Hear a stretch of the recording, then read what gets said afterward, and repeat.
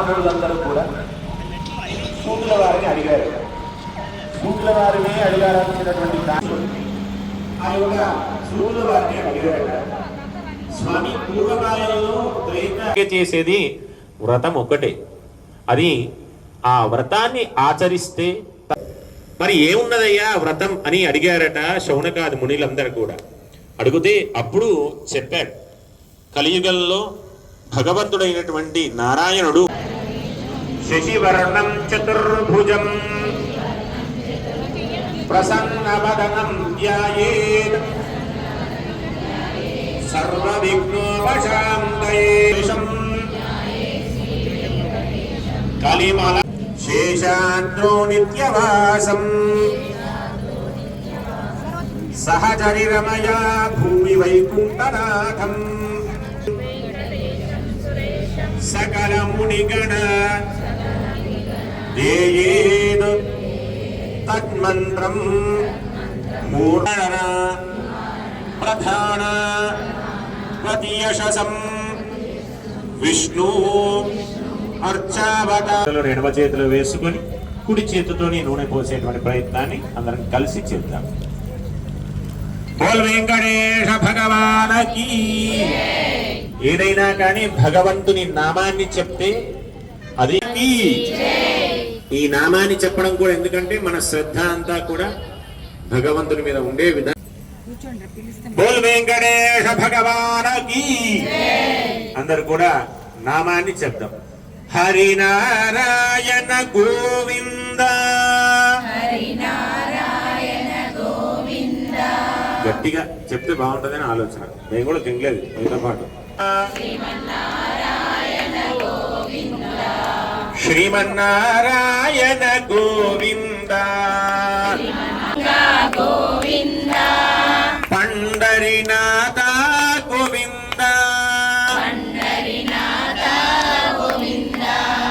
పాండురంగ పండరినాథ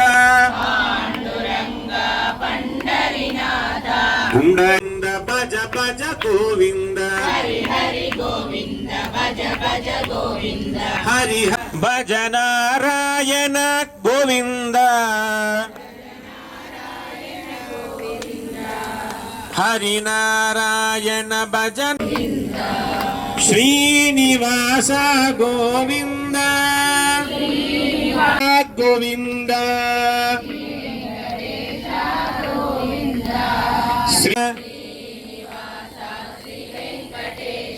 తిరుమలేశ గోవింద గోవింద హరి హరి హరి నారాయణ గోవింద. కృష్ణాయ తస్మై నమః. కృష్ణాదేవ సముద్భితం జగదిదం కృష్ణస్య దాసోస్యహం కృష్ణే తిష్ఠ. ఆరాధన జరిగిన తర్వాత ఎప్పుడైతే వెంకటనాథుని యొక్క ఆరాధన చేస్తామో ఆ పూజ ఫలితాన్ని మనందరికీ కూడా అందజేస్తారు. అందరికీ కూడా నీ యొక్క కలగజేసేటువంటి అపమృత్యు దోషాన్ని అంతా కూడా తొలగింప చేస్తానని చెప్పి ఆ వరా. అందుకే శనివారం రోజునాడు చాలా ప్రీతిపాత్రం శనేశ్వరునికి చాలా ప్రీతిస్తున్నాం. ఈ వంటి మంచి ఫలితాలు వచ్చి చెడు ఫలితాలన్నీ తీసేసి మనందరికీ కూడా ఉంటాయి. అలాగే ఈ యొక్క కథలో మనం ఇంకో విషయాన్ని తెలుసుకోవాల్సింది ఏంటంటే భక్తుల బంగారు పుష్పాల చేత అర్చన చేసి తిరిగి వచ్చేవారు. అర్చన అయిన తర్వాత ఆలయాన్ని మూసిన తర్వాత మళ్ళీ ఉదయం కౌసల్య సుప్రజారామ అని చెప్పేసరికి ఆ స్వామివారి యొక్క ఆలయాన్ని తలుపులు ద్వారాలు తీసేసరికి లోపల కాస్త పెడుతున్నారు అని తొండమాన్ చక్రవర్తికి అనుమానం కలిగిందట. ఇలా జరుగుతూనే ఉందట. అలా జరుగుతూ ఉంటే ఈ తొండమాన్ చక్రవర్తికి అనుమానం కలిగిందట. జై శ్రీమన్నారాయణ.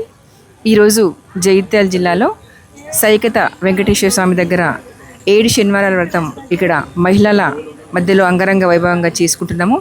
మరి సాక్షాత్తు వెంకటేశ్వర స్వామి తిరుమలలో ఉన్నట్లుగా ఇక్కడ వెంకటేశ్వర స్వామి ఉన్నది.